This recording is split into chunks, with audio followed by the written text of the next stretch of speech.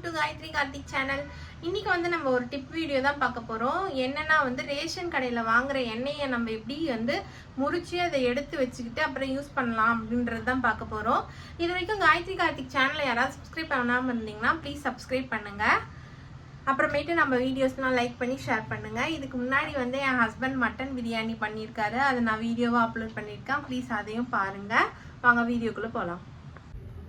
இங்கே பாருங்க, நம்ம ரேஷன் கடையில் வாங்குற தமிழ்நாடு அரசு பொது விநியோக சிறப்பு திட்டம் பாம் ஆயில் தான் வந்து இப்போ நம்ம வந்து முறிக்க போகிறோம். ஃபஸ்ட்டு இதை என்ன பண்ணலான்னா, இந்த கடாயில் வந்து ஃபுல்லாக வந்து பேக்கெட்லேருந்து எடுத்து ஊற்றிடலாம் ஃபுல்லாத்தையும்.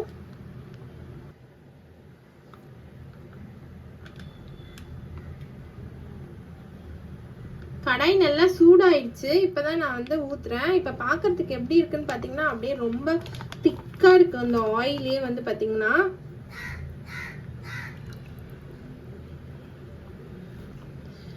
இந்த மாதிரி ஆயிலை நம்ம பயன்படுத்தும் போது என்னதான் வந்து ஃபர்ஸ்ட் நம்ம வந்து ஊற்றி செஞ்சுட்டாலும் அதுக்கப்புறம் பார்த்தீங்கன்னா அந்த டிஷ்ஷில் அப்படியே வந்து நம்ம டால்டாவை போட்ட மாதிரி திருப்பி திக்காகிடும். அந்த எண்ணெய் எல்லாம் மேலே வந்து திக்காக நிற்கும் கொழுப்பு மாதிரி. அதனால தான் வந்து இப்போ நம்ம ஃபஸ்ட்டே இதை முறிச்சு எடுத்துக்க போகிறோம். நம்ம இந்த மாதிரி வழியில் முறிச்சு எடுக்கிறதுனால வந்து பார்த்திங்கன்னா திரும்ப வந்து இந்த மாதிரி கெட்டியாகாமல் இருக்கும். ஆயிலை வந்து இப்போ ஃபுல்லாக கடாயில் ஊற்றியாச்சு. இப்போ வந்து பார்த்திங்கன்னா அதை நல்லா வந்து சூடாகட்டும். சூடானதுக்கப்புறம் என்ன பண்ணுறதுன்னு சொல்கிறேன். வீடியோ ஃபுல்லாக பாருங்கள். இப்போ பார்த்தீங்கன்னா இந்த ஆயில் வந்து நல்லா சுற்றுச்சு பாருங்கள், நல்லா பபிள்ஸ்லாம் வர ஆரம்பிச்சிருச்சு. இந்த சமயத்தில் வந்து பார்த்தீங்கன்னா இதை முறிக்கிறதுக்கு வந்து 2 பொருள் நான் எடுத்திருக்கேன். முருங்கைக்கீரை ஒரு கை கொத்து எடுத்திருக்கேன். அதே மாதிரி வந்து பார்த்தீங்கன்னா ஒரு சின்ன லெமன் அளவுக்கு புளி எடுத்திருக்கேன். ஃபஸ்ட்டு இந்த புளியை நல்லா இப்படி டைட்டாக வந்து பிடிச்சிக்கோங்க. பிடிச்சிக்கிட்டு உள்ளே போட்டுருங்க. இந்த புளி வந்து அப்படியே பொரிய ஆரம்பிக்கும். இந்த நல்லா பொரிஞ்சிட்டு இருக்கட்டும். இதே சமயத்தில் அந்த கை கொத்து முருங்கைக்கீரை இருக்குல்ல, அதை வந்து பார்த்தீங்கன்னா தூரமாக நின்றுக்கிட்டு அப்படியே போட்டுருங்க. அது அப்படியே டக்கு டக்கு டக்குன்னு பொரியறப்ப வந்து பார்த்தீங்கன்னா எண்ணெய் வந்து நல்லா பொரிஞ்சு வந்துடும். அதே சமயத்தில் இந்த புளி வந்து அப்படியே கருப்பாக ஆனதுக்கப்புறம் நம்ம இந்த எண்ணெயை வந்து ஆஃப் பண்ணிக்கலாம். இப்போ இந்த முருங்கைக்கீரையை வந்து போடுறேன்.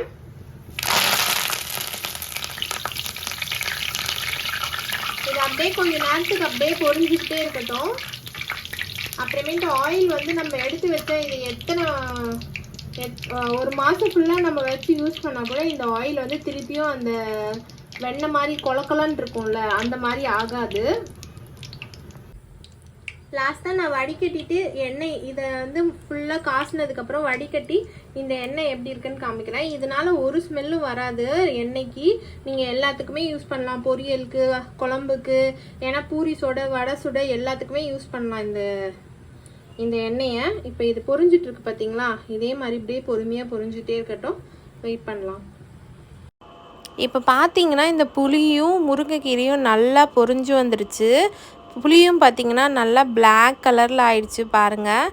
இந்த சமயத்தில் இது எல்லாத்தையும் நம்ம இந்த எண்ணெயை விட்டு வெளியில் எடுத்துடலாம்.